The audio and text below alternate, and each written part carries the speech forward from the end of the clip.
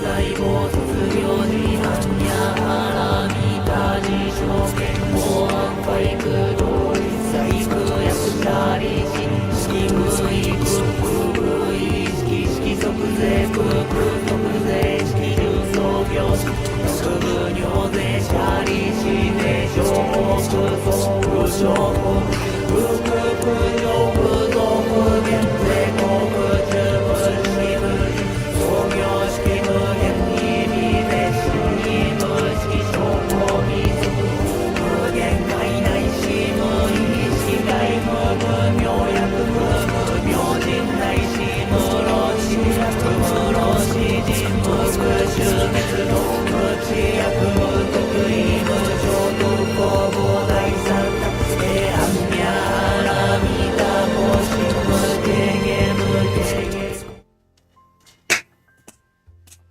And welcome, ladies and gentlemen, back to the Valley of the Judged. I am your one and only gaming monk, better known as Mildra, and with me I have one good brother and one good sister. Ha ha ha ha. We have the man who is walking with me through his adventures, including one game that we will hopefully be covering very soon. Good brother Monarch. We could technically find an excuse to talk about anime on this channel too at some point, but Oh, we that will. might have been done a lot here. We will, but I don't want to double dip because once that remastered duology comes out, I will be streaming it. There is no debate on this. But, and of course, in the blue corner, making her return, the local wolf of our particular monastery, good sister Bailey. I was digging through the trash and they invited me in.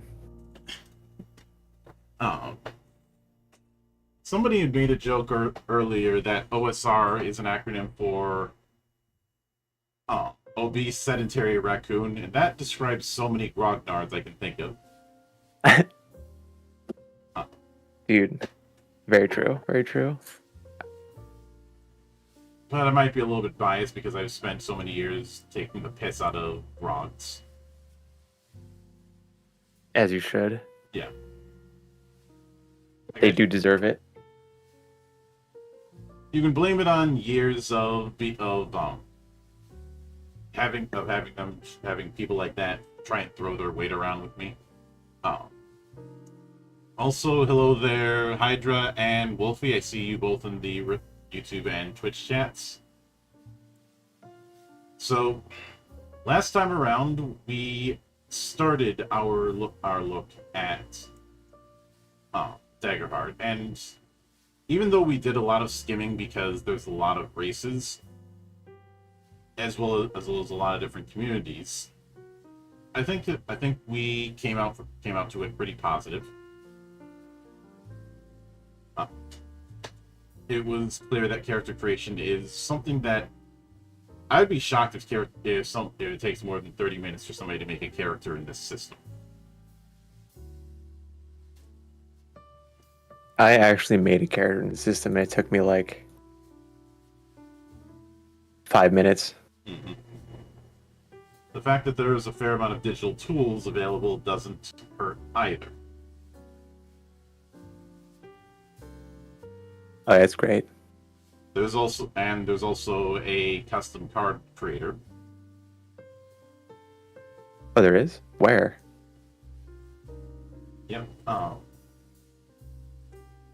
believe it's on Demiplane.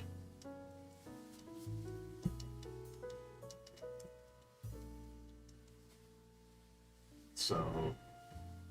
That's pretty cool. Oh, yeah, I found Okay. it. That is pretty cool.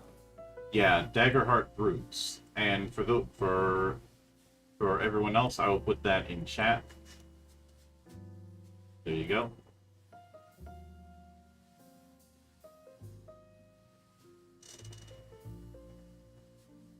Nice. Yeah, little... we'll be covering about half of the classes today, just because one of them is particularly long compared to the others. We'll also Particularly beefy. Yeah. We'll also be doing a bit of cross-referencing when it comes to the domain cards because of the way class design works in the game.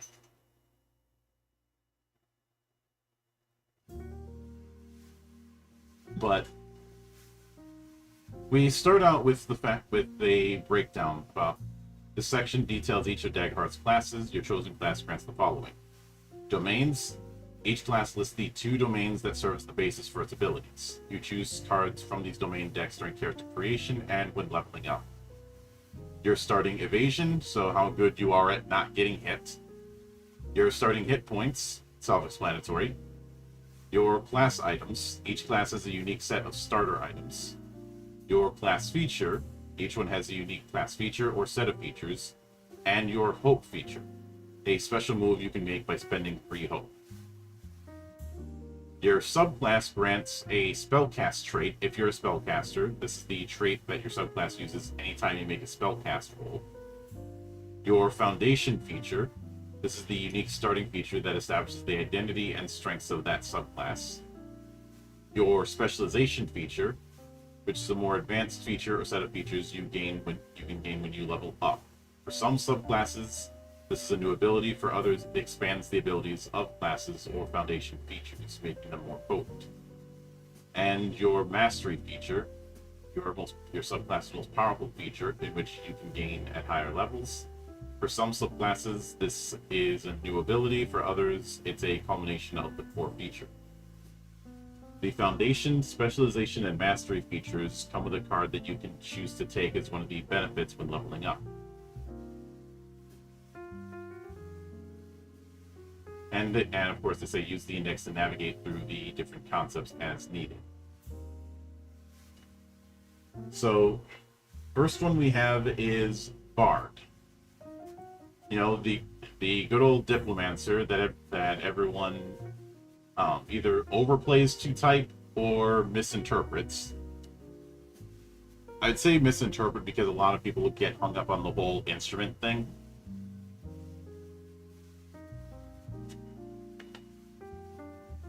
I mean, it's good for the memes. It's good. Say that. It's good for the memes, but in some more ubiquitous role-playing games, the Bard as a class identity has kind of struggled over the years. I'd say it's mostly due to the fact that trying to do a jack-of-all-trades archetype in a class-based system can be a self-defeating affair if not done properly. Because then you just start sucking at everything. Mm-hmm. I know that the full phrase is jack of all trades, master of none, but better than a master of one. But in a party-based RPG, that doesn't quite apply.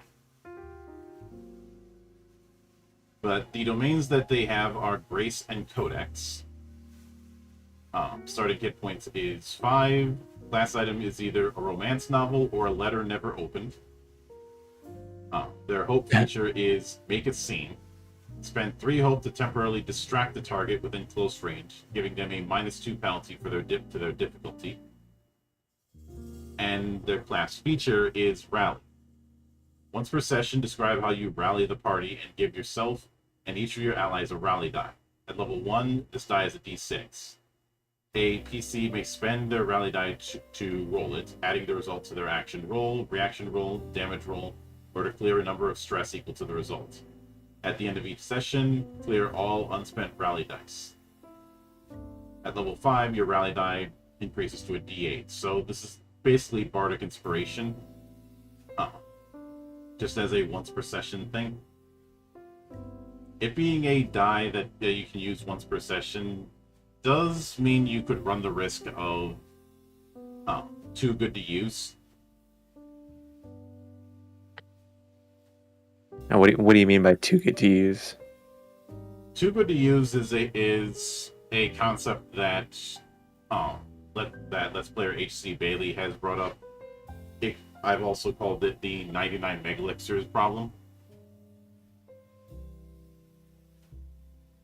Uh-huh. You know, I can't use one of my 99 mega elixirs. What if I need it for later? He says during the final boss of the campaign.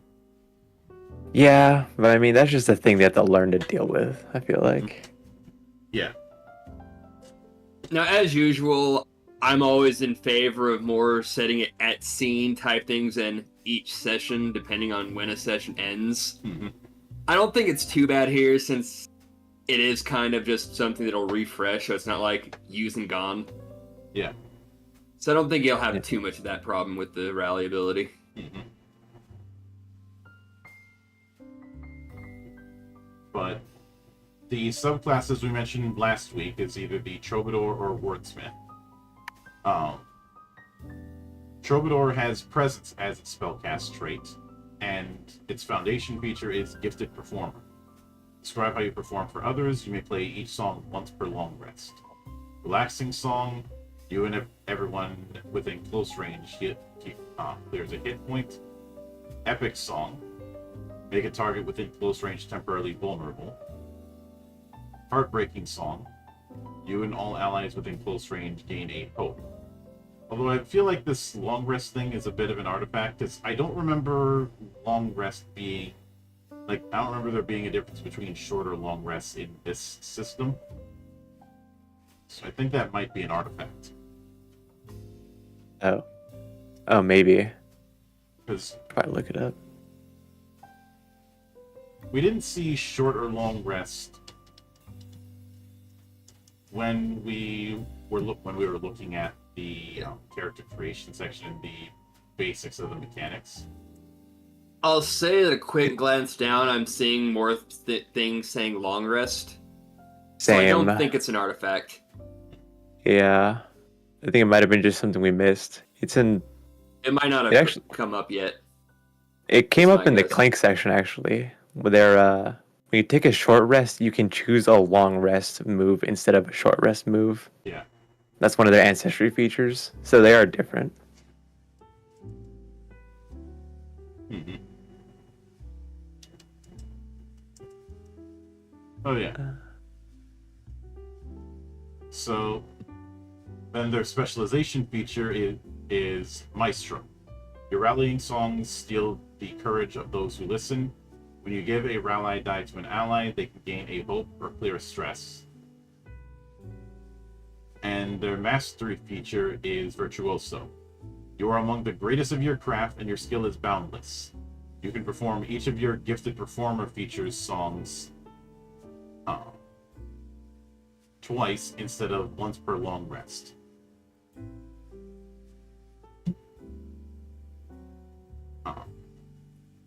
Twice. Oh, nice.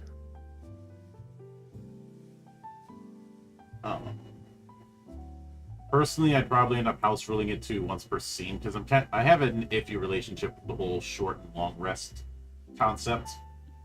I know it's a 5e staple. I just think that the way it's handled, I have some issues, especially when short rests, the way they've been built in things like 5e, are built with this idea that you'll go through a certain amount of encounters per short and long rests, and I'd rather keep that kind of thing fluid instead of assuming a certain amount of encounters. Now, even with my own project, there's been some brain rot about that because people are like, what is a balanced encounter for Legend Edition? And I'm like, there's no way to really write that out because of the moving parts involved. Yeah. But I like systems that do that. Makes things more dynamic. But when we get to the crunchier part and the how to play parts in more detail, we'll revisit the whole rest concept. But then we have Wordsmith. Spellcast trait is also Presence.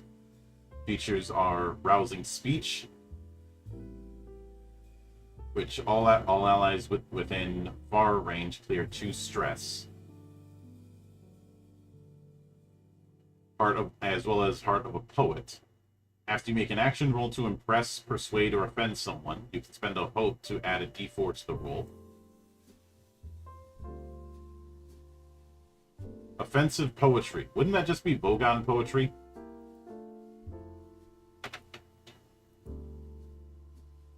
I don't know. I don't know what that is. But the specialization feature is eloquent.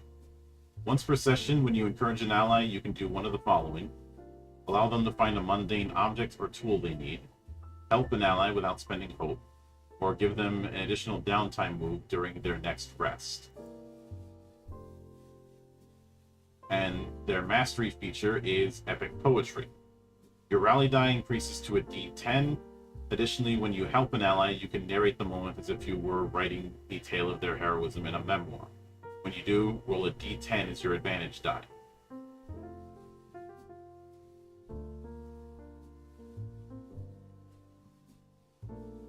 That's pretty cool.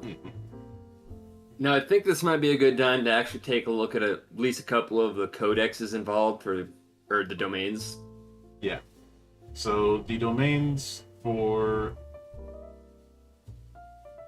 the Bard are Grace and Codex.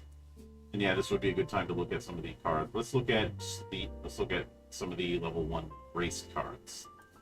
Also, we have to just see. I'm already at Codex right now, Mhm. so let's take a look at the very first one under Codex.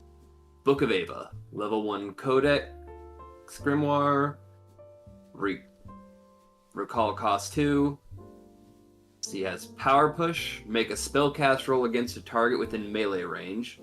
On a success, they're knocked back to far range and take d10 plus 2 magic damage using your proficiency. And you've got Tava's Armor, spend a hope to give a target you can touch a +1 bonus to their armor score until their next rest, or you cast Tava's Armor again. And Ice Spike. Make a spellcast roll 12 to summon a large ice spike within far range. If you use it as a weapon, make the spellcast roll against the target's difficulty instead. On a success, deal d6 physical damage using your proficiency. Now, did you get all of them once you picked one of these? I think so. Yeah, I believe that's the case. So that's I think the three so, yeah. things you get with Book of Ava. Some good support Yeah, because or damage. yeah, it outright says so. Grimoires are unique to the Codex domain and are a collection of smaller spells bundled together. And we definitely Pretty cool see mechanic. because all of the Codex spells are books of, and they all have 2 to 3 actions by themselves. I'd say the Codex domain would kind of be the equivalent of cantrips, except some of these are way too powerful to be cantrips in that sense. There are a few that only come with one.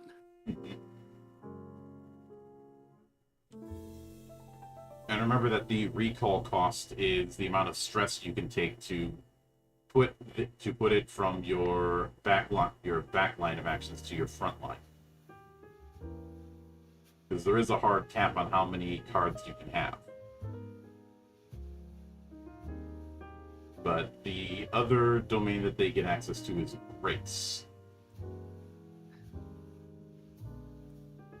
Random one, Endless Charisma, the level 7 Grace ability. Recall cost 1. After you make an action roll to persuade, lie, or garner favor, you can spend a hope to re-roll the hope or fear die. Yep. Grace is definitely a lot of trickster and arcane trickster kind of things. I mean, the level 3 one is invisibility. But some of these are ability cards and some of these are spells. And I think this is where the whole notion of what is a spellcast roll is important, because you're going to have two classes that both use Grace but aren't using the same attribute for spellcasting. That said, there are a lot of options under both Codex and Grace. Mm-hmm. like about 2 full pages worth for each. So you're not hurting for options here. I could see you easily building like 2 different bars, even to the same subclass, that still play a bit differently based off the domains you're picking. Right at level 1, both domains have 3 potential cards you could take.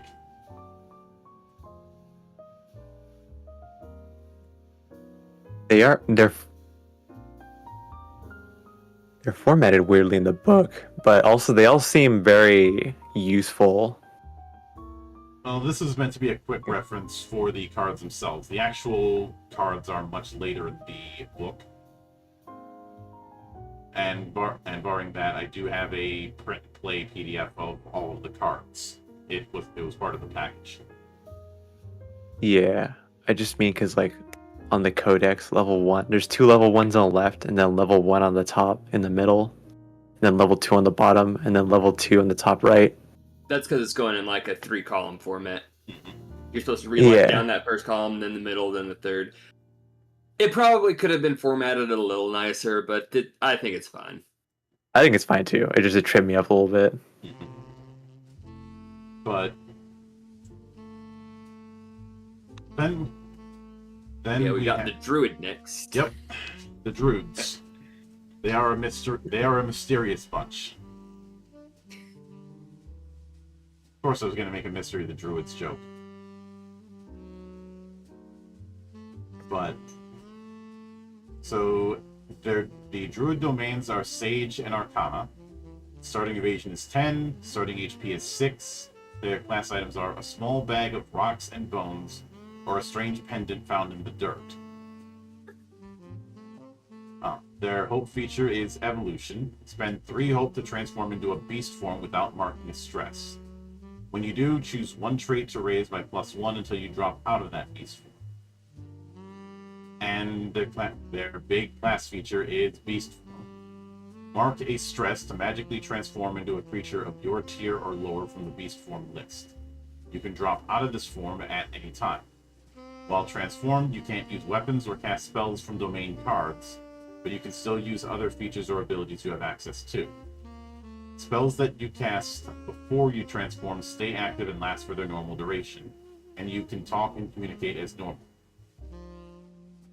Additionally, you gain the beast form's features, add their evasion bonus to your evasion, and use the trait specified in their statistics for your attack. While you're in beast form, your armor becomes part of your body, and you mark armor slots as usual. When you drop out of a beast form, those marked armor slots remain marked. If you mark your last hit point, you automatically drop out of this form. And Wild Touch. You can perform harmless, subtle effects that involve nature, such as causing a flower to rapidly grow, summoning a slight gust of wind, or starting a campfire at will.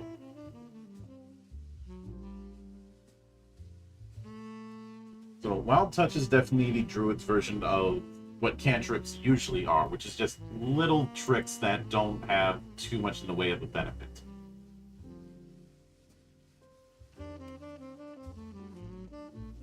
But the first subclass for Druid is Warden of the Elements. Their spellcast trait is Instinct. Their foundation feature is Elemental Incarnation. Mark a stress to channel one of the following elements until you take severe damage or until your next rest. So the elements we can choose from are Fire. When an adversary within melee range deals damage to you, they take 1d10 magic damage. Earth. Gain a bonus to your damage thresholds equal to your proficiency. Water. When you deal damage to an adversary within melee range, all other adversaries within very close range must mark a stress. And Air. You can hover, gaining advantage on agility rolls. Let's see, their specialization feature is Elemental Aura. Once per rest while channeling, you can assume an aura matching your element. The aura affects targets within close range until your channeling ends. So this just stacks upon the channel element stuff that we got with Incarnation. So Fire, when an adversary marks 1 or more hit points, they must also mark a stress. Earth, Your allies gain a +1 bonus to strength. Water. When an adversary deals damage to you, you can mark a stress to move them anywhere within very close range of where they are. And air. When you or an ally takes damage from an attack beyond melee range, reduce the damage by 1d8.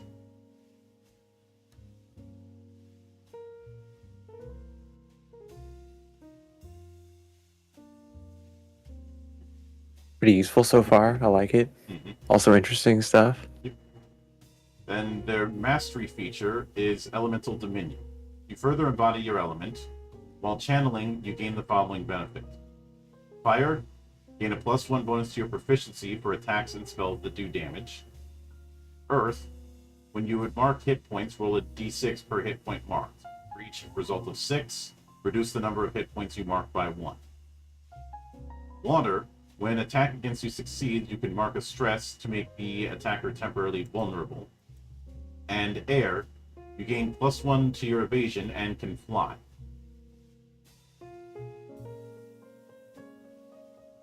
So, Warden of the, I do like the fact that your choice of actions isn't directly tied to the elemental setup here. So because of the marking of a stress, you're a bit limited in terms of your potential for stance dancing.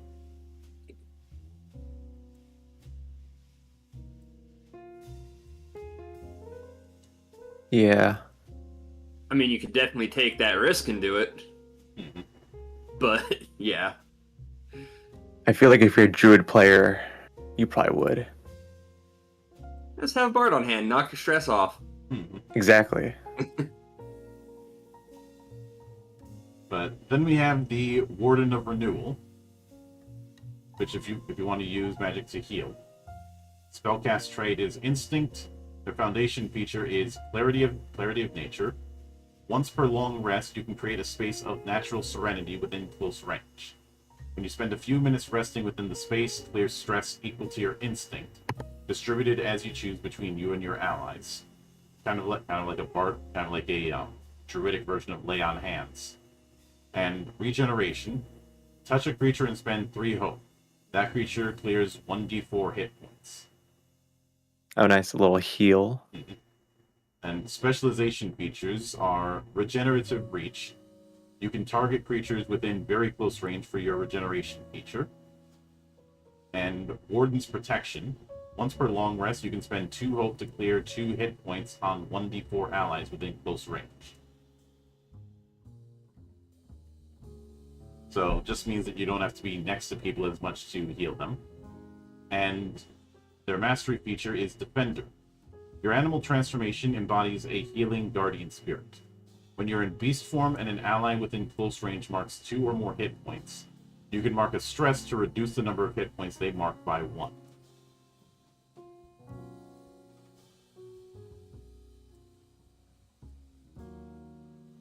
Cool stuff. A lot of heals going out. I like it. Yep, Renewal is definitely for those who want to be a healer druid. Yeah. Whereas those who want to go more on the offense are going to take Warden of the Elements. But then and this is the reason why the druid had to be the deciding factor in separating this. Because then we have these beast form options. Forms. When you use your beast form feature, choose a creature category of your tier or lower. At the GM's discretion, you can describe yourself transforming into any animal that reasonably fits that category. Beast form categories are divided by tier. Each entry contains the following details. Creature category. Each category's name describes the common role or behavior of creatures in that category. This is followed by a few examples. Trait. You gain a bonus to the listed trait. Attack rolls. When you make an attack while transformed, you use the listed creature's range, trait, and damage dice, but you use your proficiency. Evasion. While transformed, you add the creature's evasion bonus to your normal evasion. And advantages. When you take an action or reaction roll related to one of the verbs listed for that creature category, you gain advantage on that roll. And features. Each form includes unique features.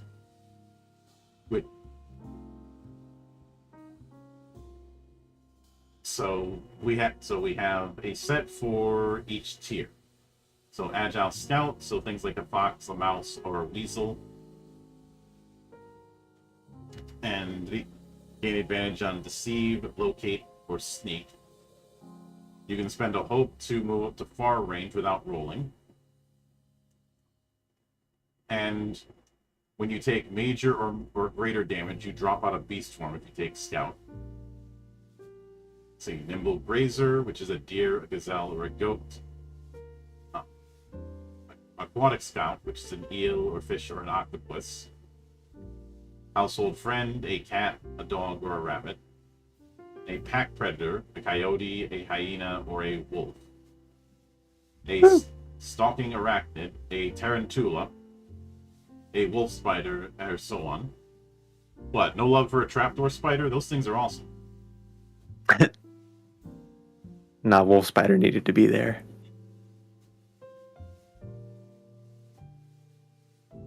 Which, if wolf spider is there, then why is one of their features web slinger? Because wolf spiders don't spin webs; they just jump good. Fantasy, clearly. Yeah, I'm being pedantic for the sake of a joke.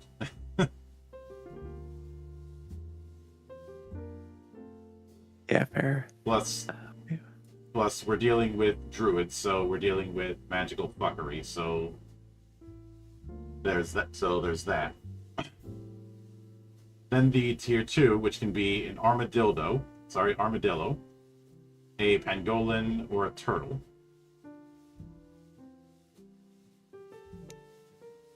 Which I do like. Cannonball. I have to read this. Cannonball. Oh. Mark a stress to allow an ally to throw or launch you at an adversary. To do so, the ally makes an attack roll using agility or strength, their choice, against a target within close range. On a success, the adversary takes d12 plus 2 physical damage using the thrower's proficiency. You can spend a hope to target an additional adversary within very close range of the first. The second target takes half of the damage dealt to the first target. Amazing. Fastball special. Yes! I like just weird random abilities like this. And Hydra says, I for one would like to see a turducken form just for the laughs. Has anyone here actually eaten turducken? It's not that great. No, I've never had I don't know if turducken. anywhere around here even makes it. I've never known anyone who even has attempted to make a turducken. Well, that's because Why of would what turducken is. That is true. Not a lot of people eat duck, at least where I live. I'm not a big fan of duck. It's fine. It's all right. You can certainly do worse. You know, like northern pikes. But we also have powerful beasts, which can be a bear, a bull, or a moose. Moose, aka the true rulers of Canada. Big boys. To the fact that you get +2 to your damage thresholds as in that form, as well as whenever you roll a 1 on a damage die, you can roll a d10 and add the result to the damage roll. Additionally, before you make an attack roll, you can mark a stress to gain a +1 bonus to your proficiency for that attack. So even when you suck at even when your damage roll sucks, they still don't.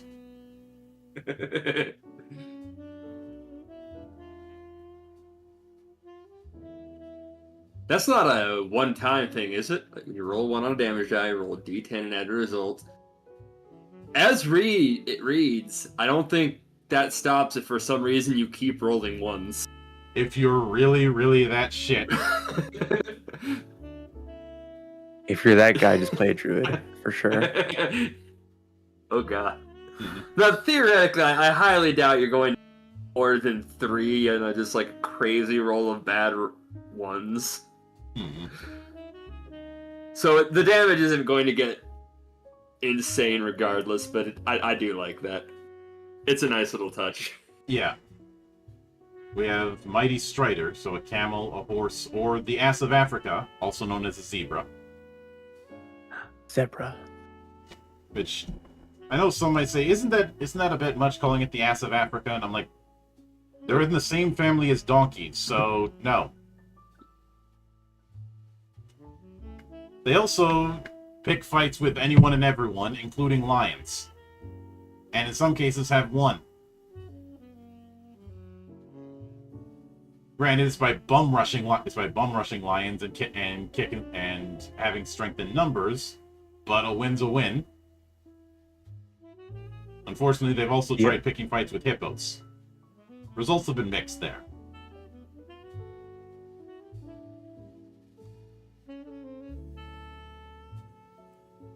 And That's some no, balls. unfortunately, nobody tries to ride zebras because they're too small.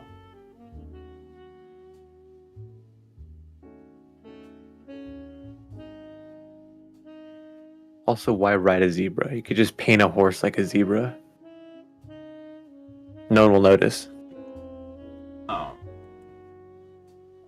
Although, given the popularity of a certain bunch of horse girls, I wouldn't be surprised if somebody picks Druid to do zebra, not zebra, horse. If for no other reason than to drop kick their allies after successful fights. Ah, of course.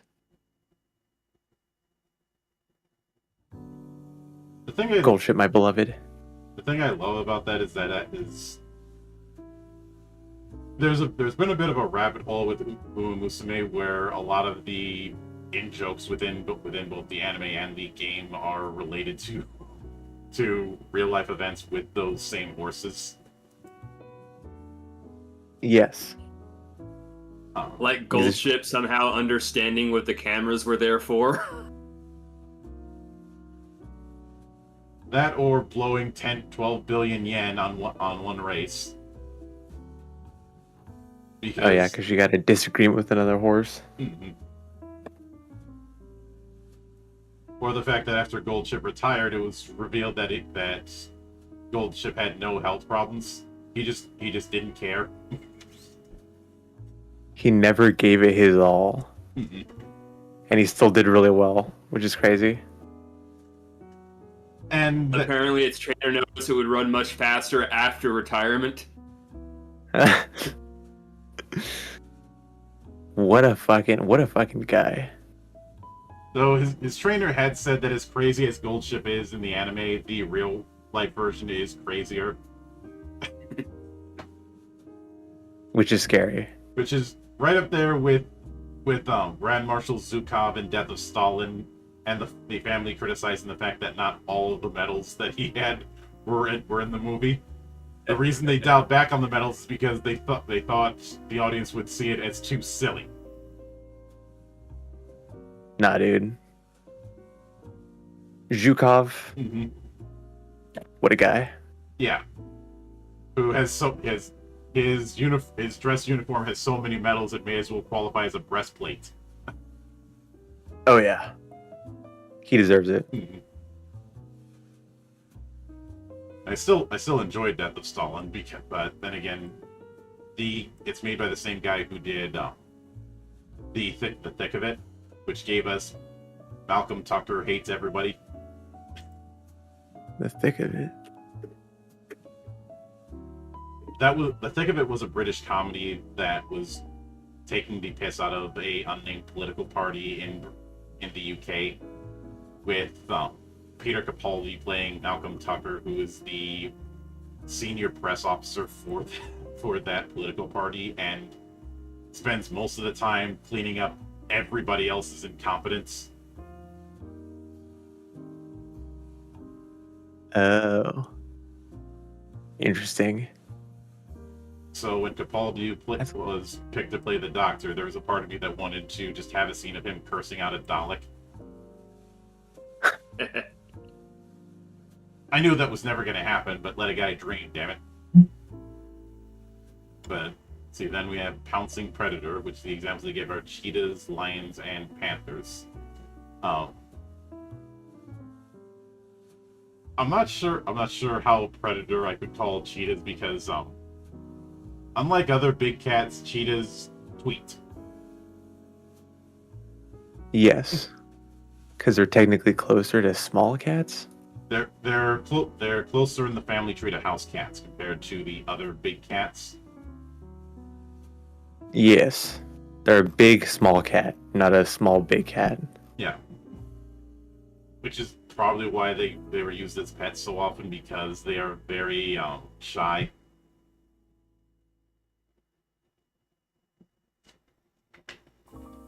But see, we also have winged beast, so a hawk, a owl, or a raven.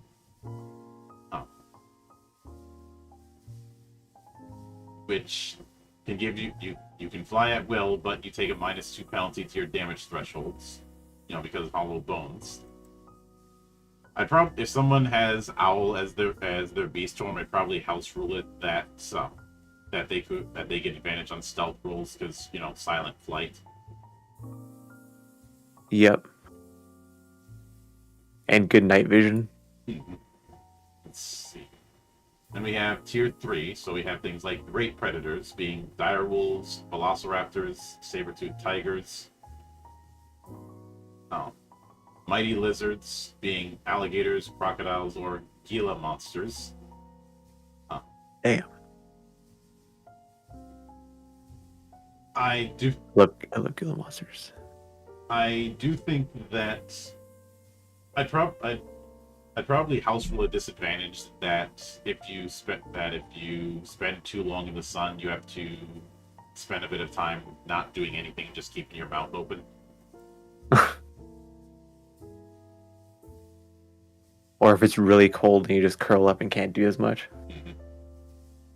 See, then we have great winged beasts, so giant eagles, falcons, so basically birds of prey. The larger birds of prey. I mean, when they're talking about giant eagles, I'm thinking things like bald eagles or golden eagles. In terms of big. Probably. I wonder if you could fit ostrich on this list. I wonder if someone could argue with their GM enough to get ostrich on this list. But oh, well, I guess you can't fly. Actually, not. Aquatic predators. Smart move putting dolphin as a predator. Yes. That's crazy. As well as orca. Orcas definitely. Yeah, I've talked about this in the past. Orcas are a bigger ocean threat than sharks are. Like when a pod of orcas shows up, the sharks try to get the hell out of Dodge because they know who really runs things. Yeah, because they're fucking huge. They're huge and dumb. Have you seen that clip of an orca punting a manta ray just because it can? Like just punting it straight like 20 feet in the air. Yeah, I did see that one actually. I remember. Yeah. Yeah, there was another one that was taken off the coast of Washington of a orca punting a sea otter. Just I don't know where you see a tail and then you see a sea otter flying 20 feet up. But sadistic bastards. You can also take an upgraded version of a tier 1 beast form with legendary beast. In case you want the rodents of unusual size. ROUS? Giant enemy spider. ROUS? I don't think they exist. That said, I'm going to point out why I actually really like this legendary beast option. Because you do have tier 1s with some different abilities, it would be nice, but otherwise, come this point, would be so underpowered, you wouldn't want to use them. This keeps some of those interesting tier 1 options a lot more relevant. I'm suspecting we're going to see more things like legendary beasts in the higher tiers as well. Yes, very cool. Mhm. And you could be a giant octopus Yep. or a giant tarantula. Or you can do the hybrid option, which does require marking an additional stress, but you can choose 2 options from tiers 1 and 2. A total of 4 advantages and 2 features from those options. Damn, So I like that a lot. here's how you can get your owl bear. True. You could become an orca squid, Sharktopus. sharktopus. Well, You could become cat dog. let's see. What would a moose snake look like? Nightmare fuel? A snake with the antlers, like a jackalope snake. I was just gonna say a moose with snakeskin, and a extended neck, which jury's out which is worse. But then for tier 4 we have massive behemoth, so an elephant, a mammoth, a rhino, so on.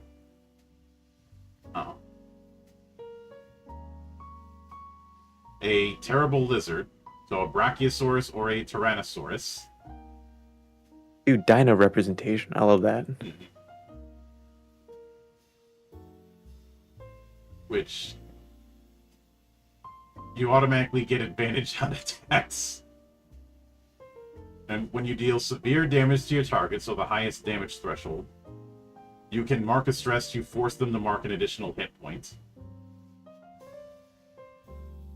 Damn. Let's see, Mythic Aerial Hunter, Dargon, Pterodactyl, Rock, White or Wyvern. Oh, so yeah, you can become a dragon. Let's see, Carrier, you can carry up to 3 willing allies when you move. Let's see, Epic Aquatic Beast, so a giant squid or a whale.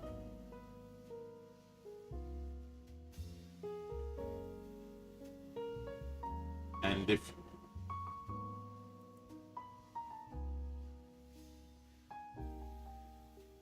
And I do like Unyielding here. When you would mark an armor slot, roll a d6. On a result of 5 or higher, reduce the severity by 1 threshold without marking an armor slot. Let's see, then Mythic Beast. Pick a tier 1 or tier 2 option and become a larger, more powerful version of that creature. And you also get a +9 to damage, +2 to trait, +3 to evasion, and damage goes up by 1 size as a Mythic Beast. So given how big some of the other tier 4s, imagine a Mythic Moose. That's just ancestor spirit from Elden Ring. We do some crazy shit. Or imagine for instance a mythic-sized spider.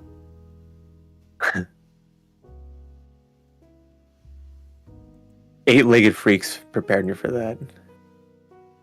That's an old movie. Yeah, I remember that movie being used for a lot of drinking games, but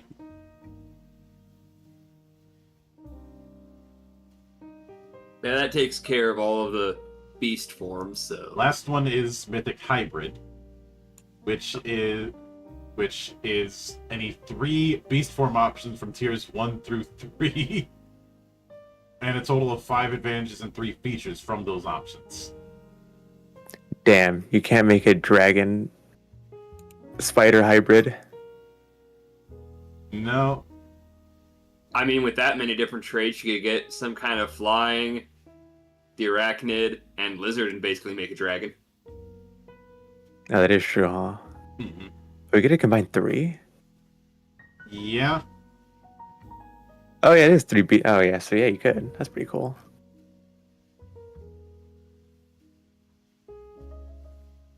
but then we have the Guardian, Do we want to look at some of the domains for the Arcane and Sage first?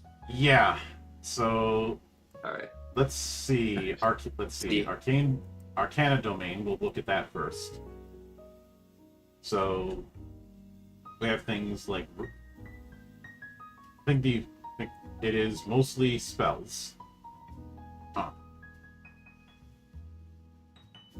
So Unleash Chaos. We know plenty of folks in the server and elsewhere who are going to do a lot of that.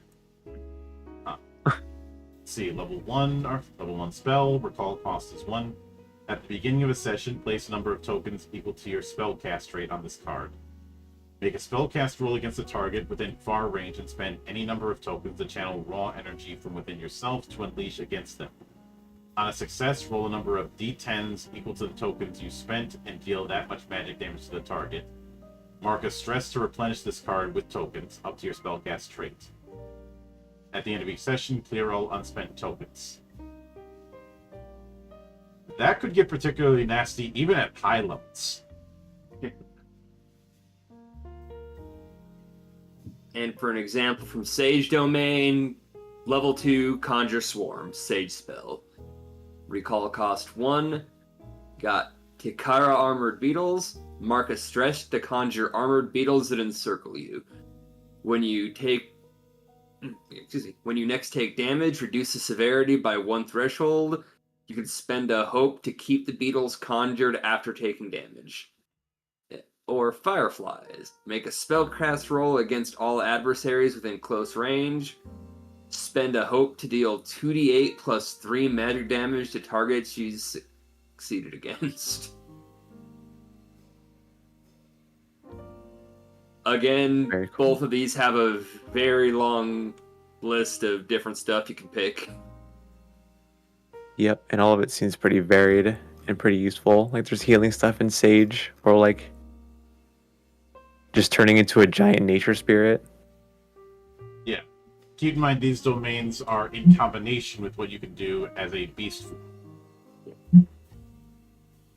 Oh, that's true, huh? Well, some of these are Sage abilities and some Sage spells. Mhm. While you can't use the spells while in beast forms, I do believe you can use the abilities. Yes. It's only the spells you're locked out of. So you Okay. could pick these kind of to give you more options while in beast form specifically, or you could pick them to tailor more for out of beast form. Mhm. Which gives you a few other fun ways you could theoretically build your druids. Yeah.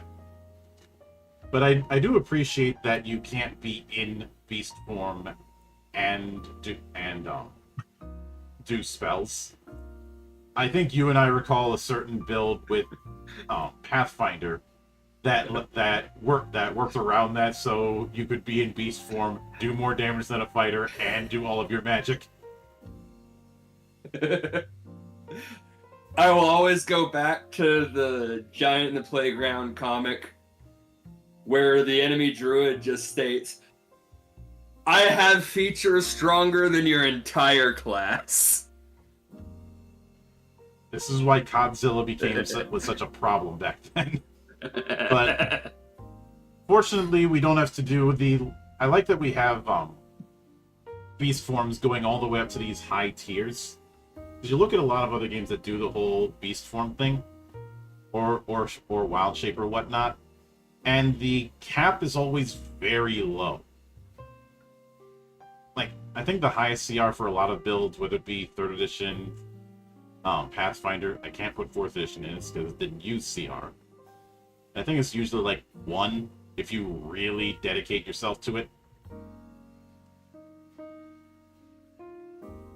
I remember Pathfinder having a formula, but it's also weird how it works in those games, just because you turn into the monster and all these other things change on you. Yeah. I much prefer this setup. Especially since it means you don't have to have a whole...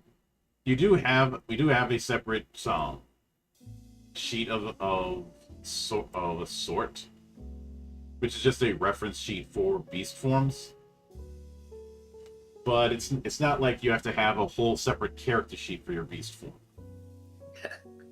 But I need to hit the BRB for a minute. I will be right back. So enjoy the space music while I deal with something.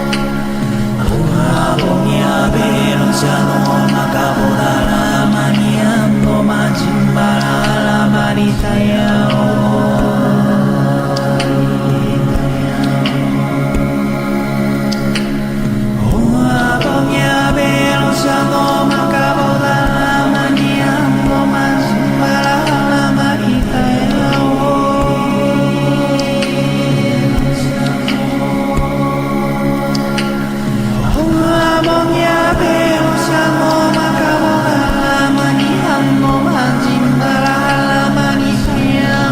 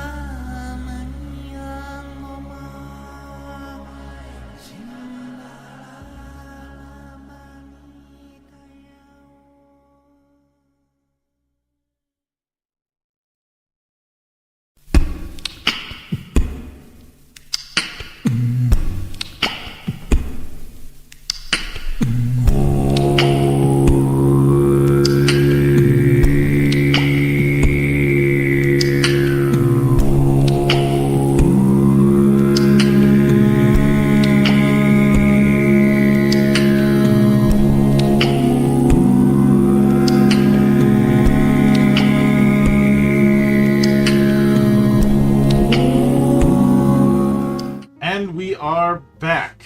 Sorry about that, folks.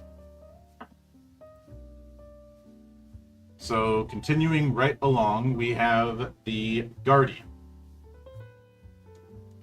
which I'd say for a lot of people who would pick the fighter or warrior in other games, the Guardian is going to be their equivalent. For those who want to be the tankiest tank. Though, unfortunately for some, you're not going to be doing the one-trick pony approach. So, Guardians have the domains of Valor and Blade. We'll get to that later. Starting evasion is 9. Starting HP is 7. The class item is a totem from your mentor or secret key. Their hope feature is frontline tank. Spend 3 hope to clear 2 armor slots. Ooh. Class feature is unstoppable. Once per long rest, you can become unstoppable. You gain an unstoppable die. At level 1, this is a D4. Place it on your character sheet in the place provided, starting with the 1 value facing out. After you make a damage roll that deals 1 or more hit points to target, increase the unstoppable die value by 1. When the die's value would exceed its maximum value or when the scene ends, remove the die and drop out of unstoppable. At level 5, your unstoppable die becomes a D6. While unstoppable, you gain the following benefits. You reduce the severity of physical damage by 1 threshold. You add the current value of the unstoppable die to your damage roll. And you can't be restrained or vulnerable.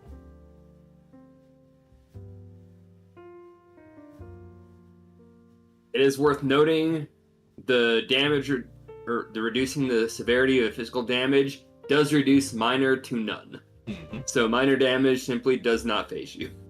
That does mean that they are immune to chip damage, which the way damage normally works, even if somebody rolled like absolute shit, they would still do 1 damage. Which I'm honestly fine with, and for the tank, it makes sense that they would not have to deal with that.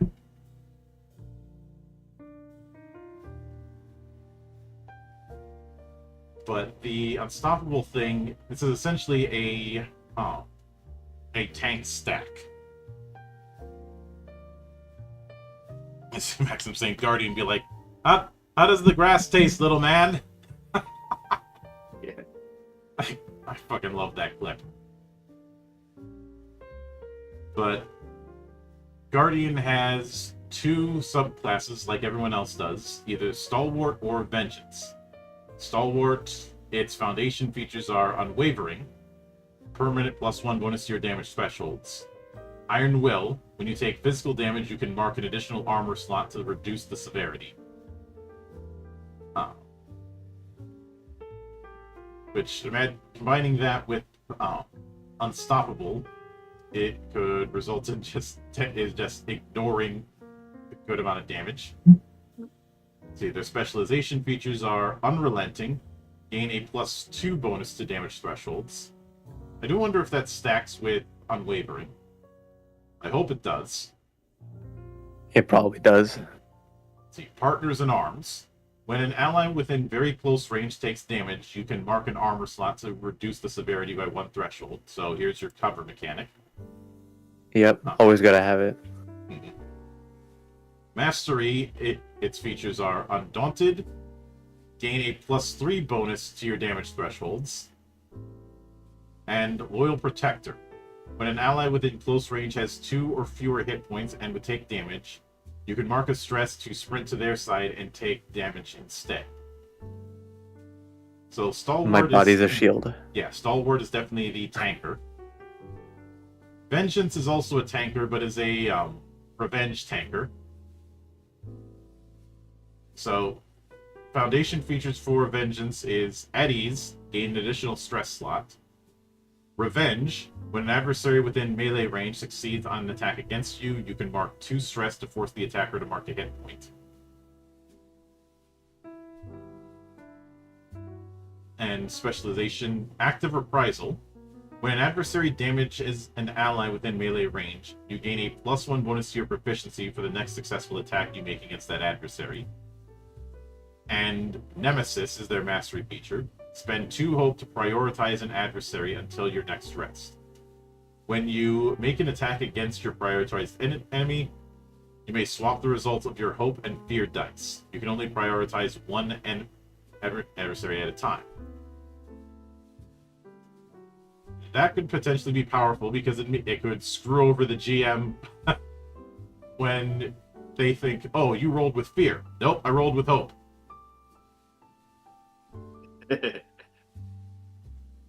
Yeah, for our domains, you've got Valor and Blade. Yep. So let's look at the Valor domain first. So we have the first thing that we have is Bare Bones. When you choose not to equip armor, you have a base armor score of 3 plus your strength, and use the following as your base damage thresholds. So 9 and 19 for tier 1, 11 and 24 for tier 2, 13 and 31 for tier 3, 15 and 38 for tier 4. So those who want to be the naked barbarian, well, here you go. Yep. We love our barbarians. See, and then as for Blade, we have, say, Rage Up, the level 6 Blade ability. Recall cost 1.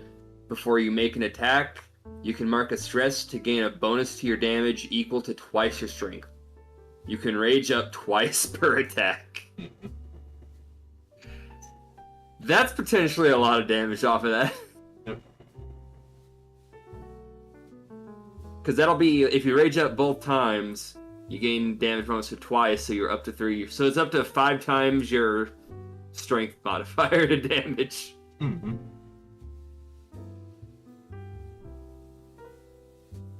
And let's see, one of the top ones is Battle Monster. This is a level 10 blade ability with no recall cost. When you make a successful attack against an adversary, you can mark 4 stress to force the target to mark a number of hit points equal to the number of hit points you currently have marked, instead of rolling for damage. Or Onslaught, which has a recall cost of 3. When you successfully make an attack with your weapon, you never deal damage below the target's major damage threshold. I.e., the target always marks a minimum of 2 hit points. Additionally, when a creature within your weapon's range deals damage to an ally with an attack that doesn't include you, you can mark a stress to force them to make a reaction roll 15. On a failure, the target must mark a hit point. Damn. Like, imagine combining Onslaught with a Vengeance build.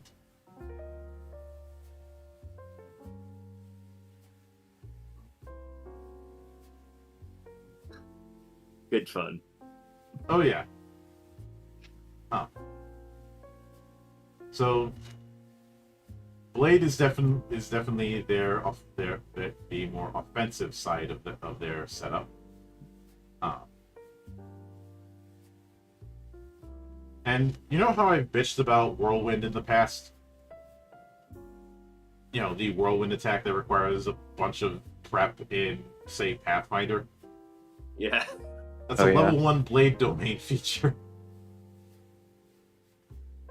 When you As it should be. Yeah, when you make a successful attack against a target within very close range, you can spend a hope to use the attack against all other targets within very close range.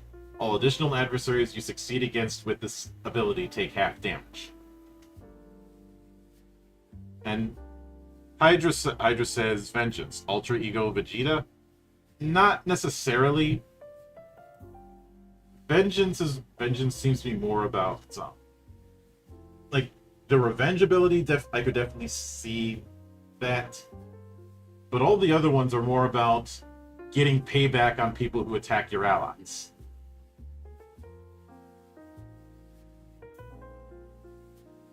Like at the end, plus something like Ultra Ego is more about offense. Guardian, even with the offensive capabilities, is meant to be a tank. It's just how they do the tankiness. Stalwart is a more offensive tank. Vengeance is a reprisal tank.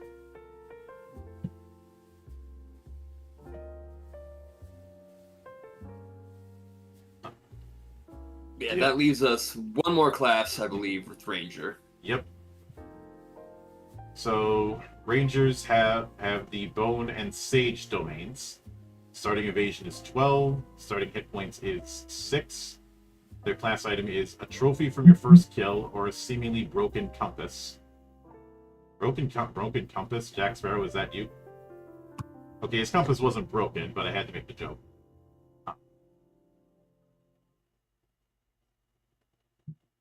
Their hope feature is hold them off. Spend 3 hope when you succeed on an attack with a weapon to use that same roll against 2 additional adversaries within range of the attack. Here's your many shot. And their feature is Ranger's Focus. Spend a hope to make an attack against the target. On a success, deal your attacks normal damage and temporarily make the attack's target your focus. Until this feature ends, or until you make a different creature your focus, you gain the following benefits against your focus. You know precisely what direction they're in. When you deal damage to them, they must mark a stress. When you fail an attack against them, you can end your Ranger's Focus feature to reroll your duality dice. So, once again, we have another case of doing favorite enemy, but not shit. That's basically what this is. Favorite enemy or Hunter's Mark. And I know I pick on favorite enemy a lot, but it's mostly due to the fact that since you have to pick a particular type of monster, if that type of monster isn't in the campaign, you're kind of fucked. Plus, a lot of times, the benefit that you get against your favorite enemy in games that use that mechanic, it's not that much better. Like, ooh, you get a I plus remember 1 the to damage. breakdown for 3rd edition D&D. It literally was not better than a fighter was against everything. Yeah. You were better off with a fighter against their favorite enemy than a ranger against their favorite enemy. Like the running meme of, if you want to make a ranger, just make a ranged fighter. And Max says, Diablo, Thorn Satyr. Depends on what abilities you pick. But the subclasses are Beastbound and Wayfinder. Beastbound is for those who wanted Beastmaster from 5e to not be shit. Still better than Beastmaster 2. But they do have spellcast, specifically agility. Unlike in the most litigious role-playing game, I don't mind spellcasting being a thing for rangers here, because how deep you go into it is really optional. As we kind of saw with the Sage domain and how that relates to Druid. And because it's also a case where, yeah, both Druid and Ranger are using the Sage domain, but that doesn't mean that they're really going to be stepping on each other's toes in the same way, I'd say. And anyway, the foundation feature is Companion. You have an animal companion of your choice. They stay by your side unless you tell them otherwise. Take the Ranger Companion sheet. When you level up your character, choose the level up option for your companion from this sheet as well. Then Specialization. You can take you have expert training. You gain an additional level up option for your companion, and battle bonded.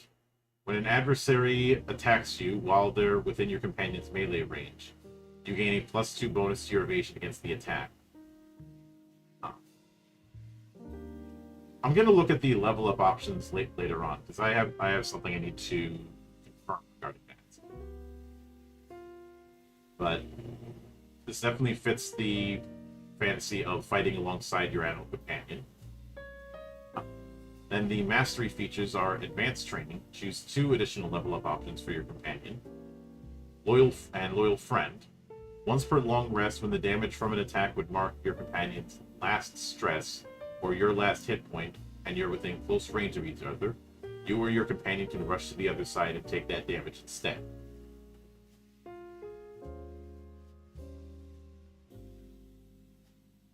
So, definitely. The idea of fighting alongside an animal companion is a common thing, but a lot of games treat the animal companion as a whole separate character sheet, which I've always felt that ends up making the idea less appealing to play, because that's yet another thing that you've got to track. That's yet another initiative that the GM has to track, and so on.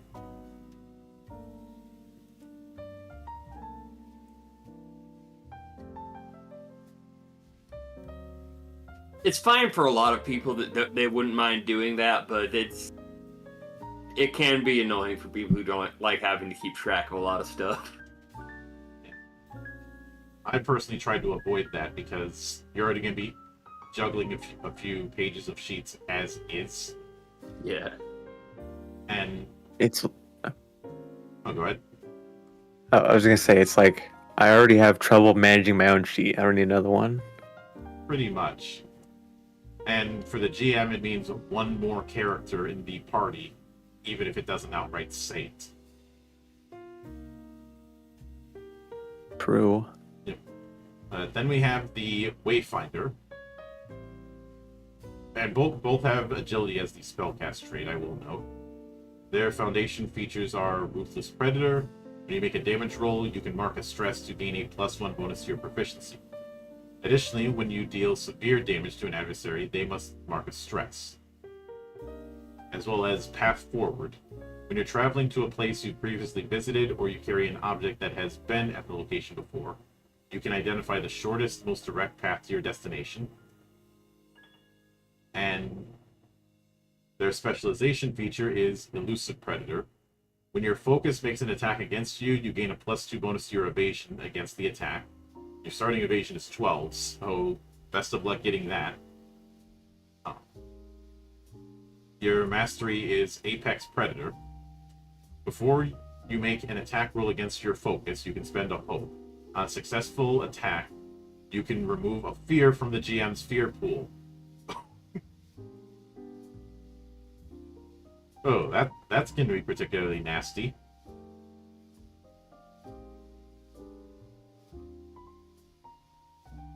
But we do have the details on the Ranger Companion after that. You know, naming them, they're a bit right up. Their evasion. Evasion always starts at 10. They get 2 experiences. Whenever you gain a new experience, your companion also gains 1. We do have a few example experiences. Then their attack and damage die. Their damage die is a D8, and their range is melee at level 1.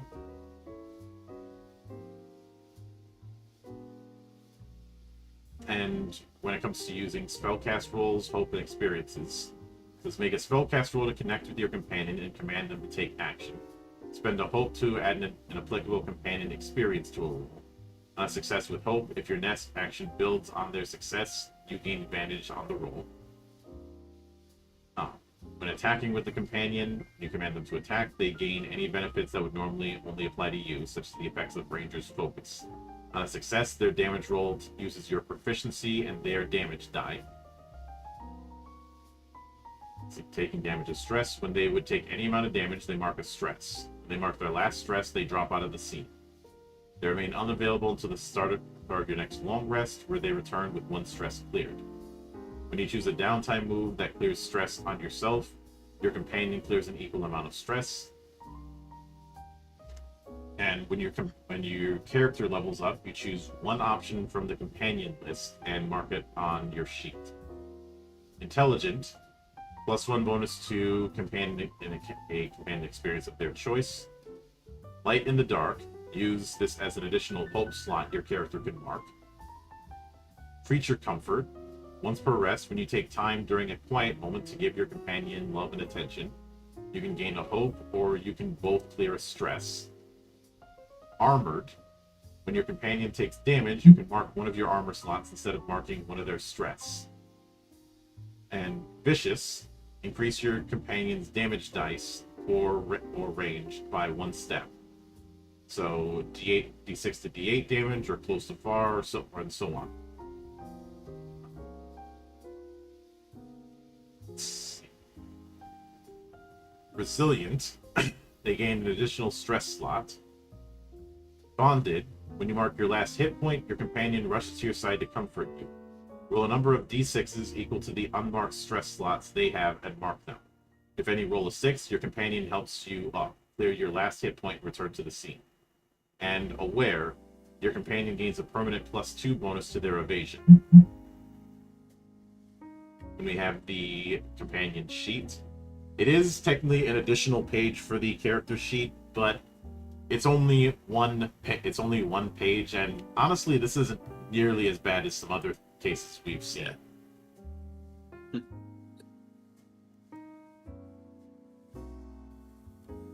Now we've seen some where, again, it's like a slightly simplified character sheet. When I say slightly, I mean only half the size, but still all the same ability scores, skills, feats, and all that. In some cases, including spells. I'm kind of glad they've just defaulted to your companion can't really die in this setup. Because the whole process of bonding with a new companion is just either slightly dumb and annoying, or it's always, I guess I just immediately replace this one with another one. So even if you're looking at it purely narratively, it's never really that interesting to have to replace your companion. I like how they just went with this route. It's just out until the long rest. Mm-hmm. And something that I feel we should remind ourselves is proficiency just determines how many damage dice of the type of damage you use. So a +1 proficiency is a lot bigger of a deal here, because that's 1 more damage dice, which is going to have more of an impact than just number go up. Yeah.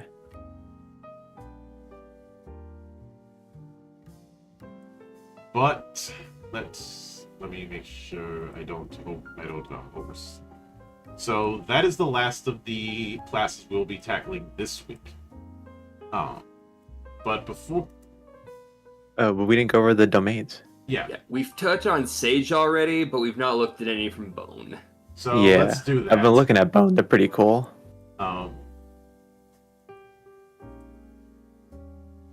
So let's see. One of the first ones that you can get is I See It Coming.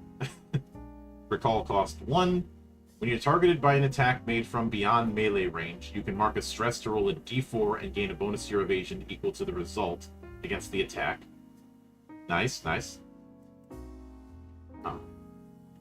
There's also Tactician at level 3. When you help an ally, they can spend a hope to add one of your experiences to their roll alongside your advantage die. When making a tag team roll, you can roll a d20 as your hope die. Damn, a whole ass D20. Mm-hmm. Let's see one of their capstones. Oh, this should be fun. Death Run. Spend 3 hope to run a straight path through the battlefield to a point within far range, making an attack against all adversaries within your weapon's range along that path. Choose the order in which you deal damage to the targets you succeeded against. For the first, roll your weapon damage with a +1 bonus to your proficiency. Then remove a die from your damage roll and deal the remaining damage to the next target. Continue to remove a die for each subsequent target until you have no more damage dice or adversaries. You can't target the same adversary more than once per attack. For anyone who doubts the an ability like this to actually function, I don't remember what it's called, but Belgarth, I believe, where you build like the phone weapons and people just beat the shit out of each other with them. Mm-hmm. I did that once for a while when I was younger, and there was a specific game called where you're like fighting along a bridge. You know, you just kind of mark the sides, so it's not an actual bridge. You try to fight in the middle. One guy who was on my team was in the back, but he had a giant shield. But he kept getting annoyed because every time he barely got to do anything because he was in the back. So the moment one match started, he just said "fuck it" and literally bowled through everyone on the bridge. Every single person was knocked off that bridge.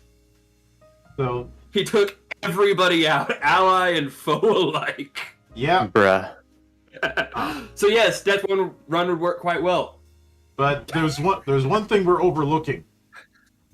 Death Run here does not assume a melee weapon.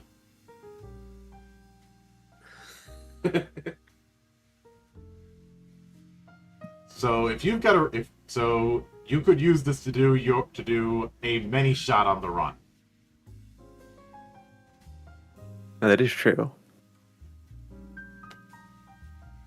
It also only has you damage adversaries, which is good.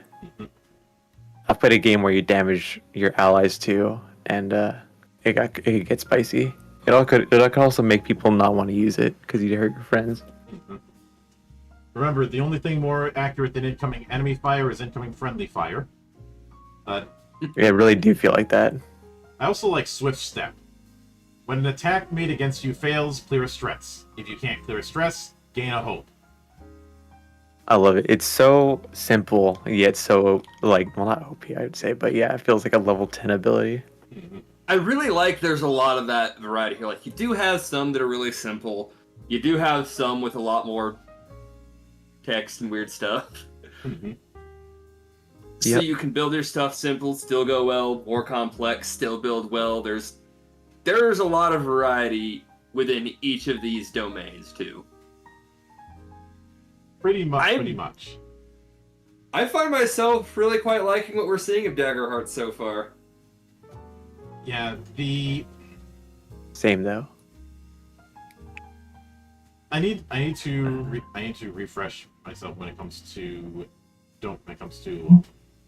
domains, because unless I'm mistaken, when it comes to the domain cards, no matter what, you always have a certain number of cards, a certain number of actions at your beck and call. Essentially, your action bar in an MMO.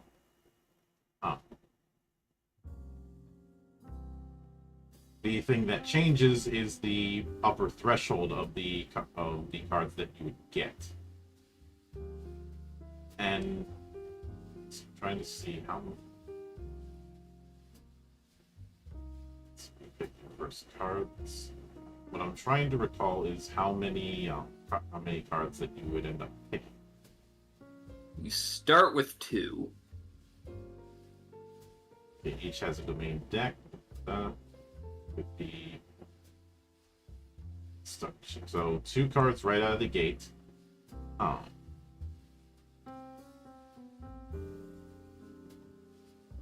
So let me see.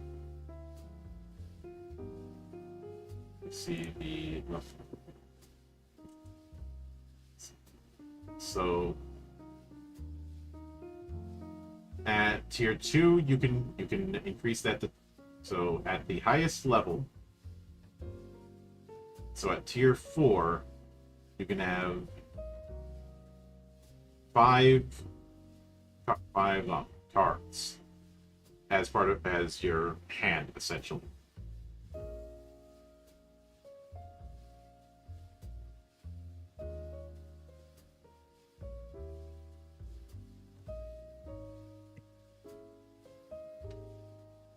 Five cards, probably a good amount.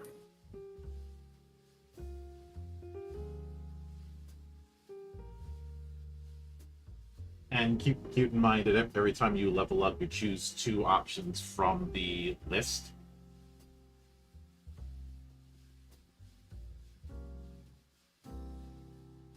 Wait, where is the level? Is there like a page for leveling up? Where is it? It is attached to the character sheet, but it's also on page 23 in the PDF. Oh, okay. Oh, I see. Yeah.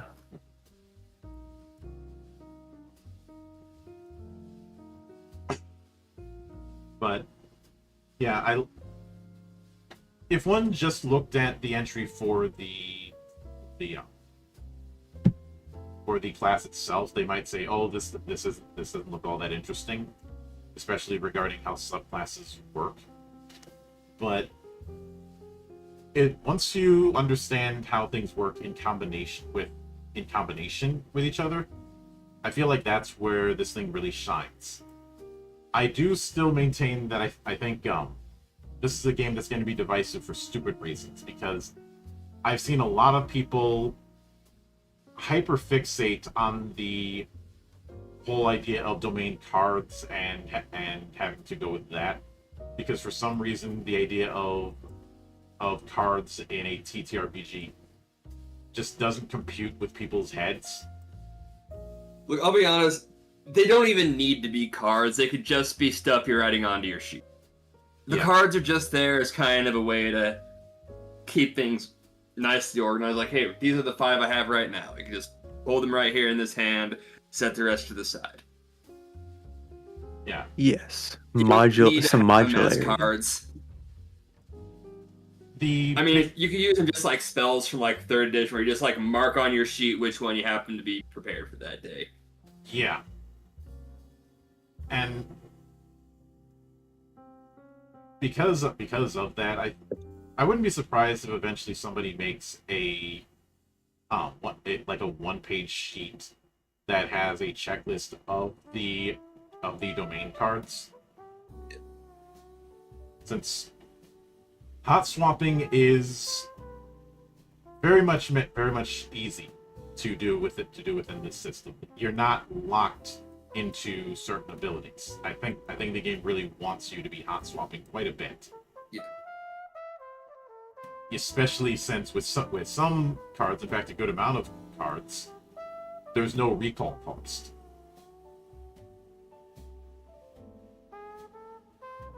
Remember, recall cost isn't something you spend when it comes to using the ability. You don't have an MP or something like that. It's something you spend when you don't have the ability active and you want to swap it with one that you do have active.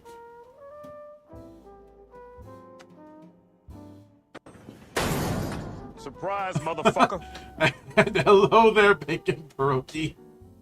Welcome to the monastery.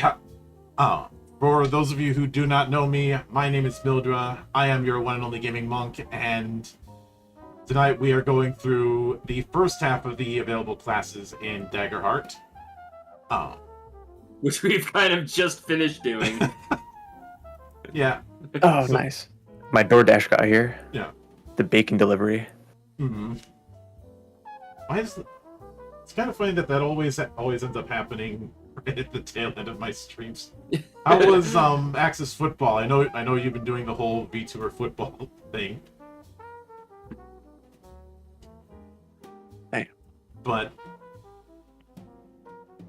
when it comes to the classes we've seen, I think the only ones that are probably going to have a higher floor are Druid and Ranger. And even that higher floor isn't that much higher. Yeah.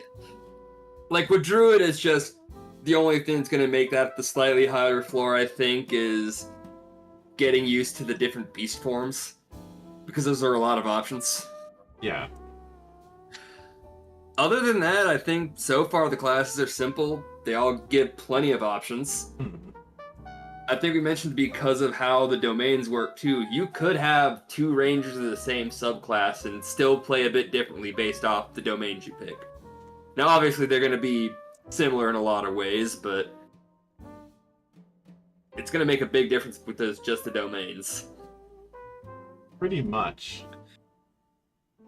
And I'm always a big fan of a lot of options. Especially when none of the options feel like they're traps.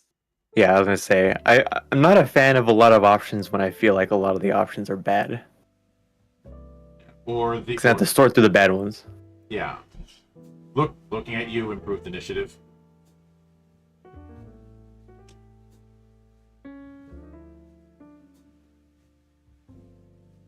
But and this is a minor nitpick when it comes to the art for the Ranger. I do wish one of the art pieces was something other than a bow. Just to showcase True. you don't have to do the bow and arrow approach.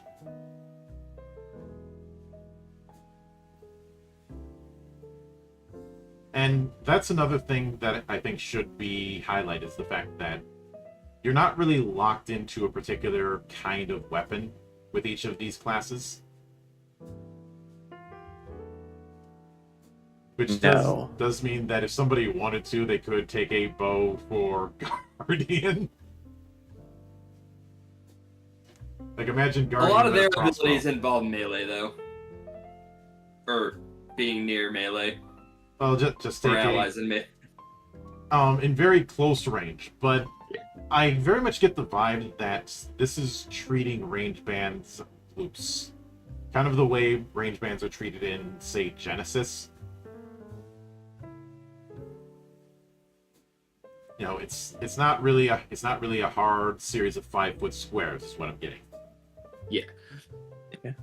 I will say, if you went ranged Guardian, you are kind of limiting some of the options, because there were many that do involve being within melee or close range, but it's still doable. I'm sure it still functioned great. It's just you're narrowing how you'd have to play it by focusing on range that way, which is fine. Imagine for whatever reason, I'm imagining Guardian with a magic shotgun, like the crossbow in Heretic. That'd be great. In the same vein, imagine say Druid with heavy armor. Because of the fact that there's not really equipment limitations with the classes, you could probably do that. You're gonna take some disadvantages elsewhere. Thank you, Lady Cephalus, for the follow. Hope you enjoy the madness. And you know, in that same vein, we don't have to have an instrument for Bard. Or we could have multiple instruments, like the guy here, who's got a erhu, a shamisen, and cowbells. So he has a fever, and the only prescription is more cowbell.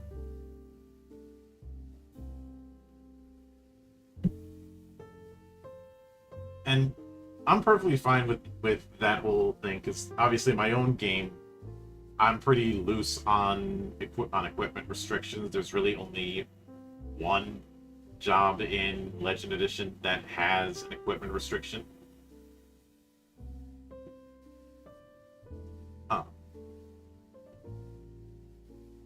Though when it comes to Druid, I suppose I should answer the question: do we have the Godzilla problem? I would say no. I want to say no. Jinx. Wait, what's the Godzilla problem? So the Godzilla problem came up in like editions of 3rd edition D&D, where the Druid and the Cleric were so nutty with what you could do. Like, if you compare them to the fighter, you could basically use their own abilities to make them a better fighter than the fighter, along with all of their other stuff. Oh. The COD part is short for Cleric or Druid. And refers to the fact that even a moderately skilled Cleric player could be an entire party by themselves. And the same thing goes with Druids. Because you have the magic thing, you have the beast form stuff where you can out damage the guy who his whole thing is doing big damage. And because of spells like Knock, you can make even the skill monkeys irrelevant. Damn. Now, I'm not actually against when in some tabletop RPGs you do end up with some classes that clearly just end up being better. Balance isn't always that easy to achieve. It's when you get to the point you look at him like, why would you ever play this guy now? And that's kind of the end problem with Godzilla. Yeah. It just 5e has that makes so much problem as points. well, but instead of Godzilla, it's Cowzilla. Or Cleric or Warlock. But it ends up being the problem of a particular class dipping into stepping on way too many toes at once. When the idea with classes, with character classes, is each is a specialization. Each is supposed to be good at something. I've always told people to look at character classes the way you look at positions on a sports team. You know, you're not going to expect the running back in a football game to be tackling. Yeah. Because Although I don't know sports. running backs are meant to run. They're meant to get the ball when it's passed and run like hell. I guess that makes sense. There are other people that are meant to be tackling. Usually somebody like a safety or somebody else. That's Okay, I see. That's kind of what I mean. That's kind of what I mean when I say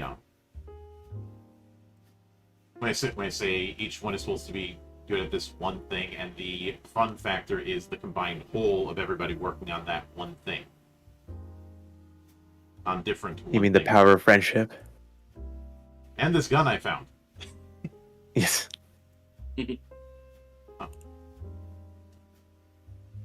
And because of the fact that even with all the different beast forms, at the end of the day, they are a kind of stance dance. And because of the fact that they're not operating on their own soul progression, you don't really have that problem in the same way. And when it comes to Ranger, while it does have its own form of progression, it's not nearly as daunting as some of the progression we've seen with other archetypes. Also, I should note, because of the whole domain card system, making a Gish would be stupid easy in this game. A Gishard? I'd probably be under Sorcerer, right? Because several of the domains have both abilities and spells, for one. And two, if you look at the character advancement that I mentioned before on page 23, you do have the option of multi-classing. Yeah, I noticed that later, but we'll see how that actually functions in this game. Oh. Damn. It just multi-classing just means that you can't take an upgraded subclass card as much.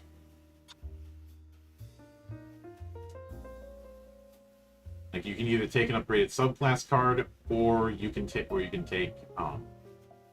multi-class. Okay. What I think is meant to be the upgraded subclass is the specialization and mastery features.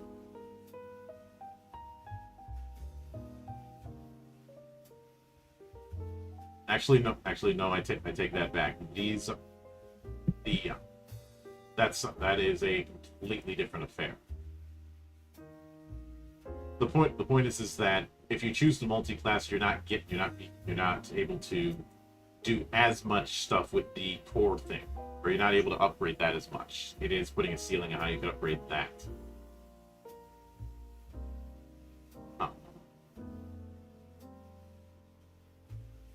So because of that, I do want to look at the subclass cards.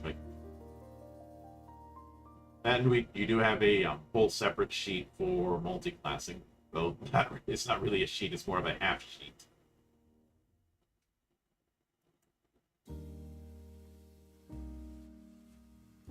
But let me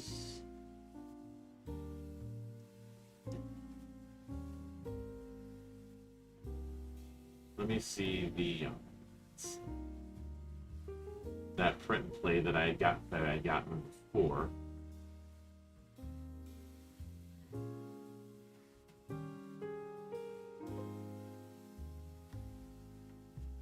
Actually, no. I think the upgraded subclass card is just what you saw earlier.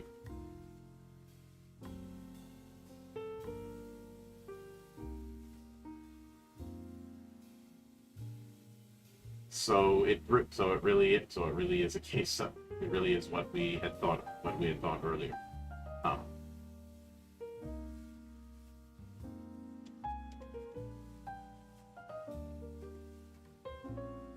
So the three tiers of feature we saw with subclasses, that is what was hinted at. You get foundation right out of the gate. The other two tiers you would take as level up benefits. So, but if you multi-class, those two upgraded tiers are cut off from you.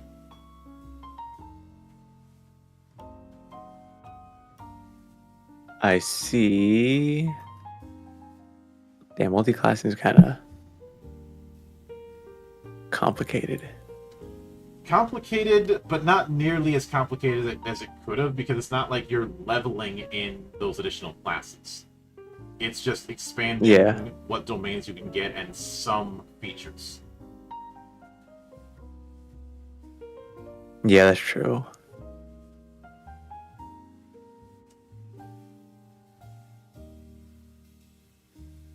And it does, and even with that, you're only going to be able to take a upgraded subclass feature twice.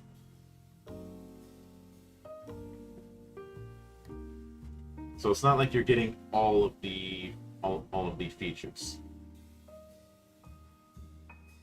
Yeah, that's true. It'd be interesting to see, because I feel like a lot of the classes in this game are they're all very versatile, so I don't feel like you really need a multi-class as much as like in D&D. And always get 3 levels of fighter. Yeah. The unfortunate problem of dip classes. Exactly. I don't feel the need to dip as much in Daggerheart. Mm-hmm.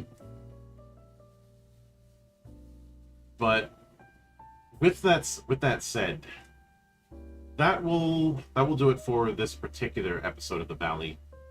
We will be back here next week with the latter half of the classes and see if the momentum continues. But I think so far we can safely say that Monarch, that this is nowhere near as much of a problem as Megalos was. Oh yeah. Like, we're not having to deal with that frustration of there being some kind of catch that is holding the system back. Any kind of limitations and restrictions on what you're doing in this system, they make sense, and they're not so restrictive it feels like you just can't really use the abilities when you'd want to. Mm-hmm. It feels just right. Yeah. And we haven't gotten to it yet, but I have a feeling that dual wielding is not going to be nearly as much of a problem in this game as it's been in some others. But Yes. that is a story for another night. Probably when you get to Rogue. So until then, on behalf of the good brothers present and not present, my name is Mildra. I am your gaming monk. Stay fucking frosty, everybody.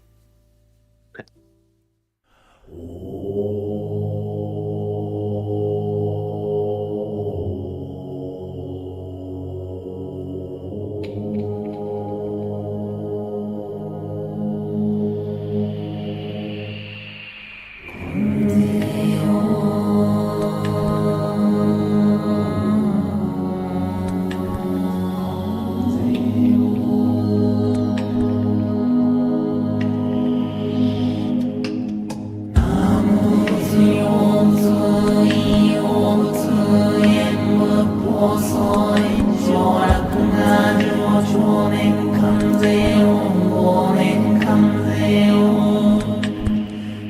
年々上新規